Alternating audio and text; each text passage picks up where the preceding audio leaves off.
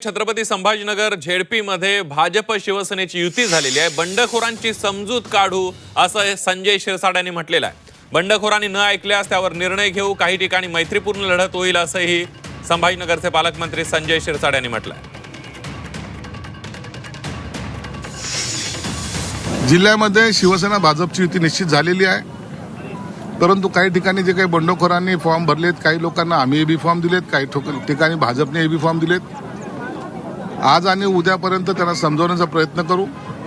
निश्चित काही लोक उमेदवारी अर्ज मागे घेतील अशी मला अपेक्षा आहे, आणि जर नाहीच घेतले तर काय कारवाई करायची किंवा काय रणनीती आखायची हे दोन्ही पक्षाचे नेते मिळून ठरवतील, आणि याचा निर्णय उद्या दुपारून होईल। पण त्यांच्याकडे बी फॉर्म आहे, ते तर पक्षाचे अधिकृत उमेदवार होतील ना।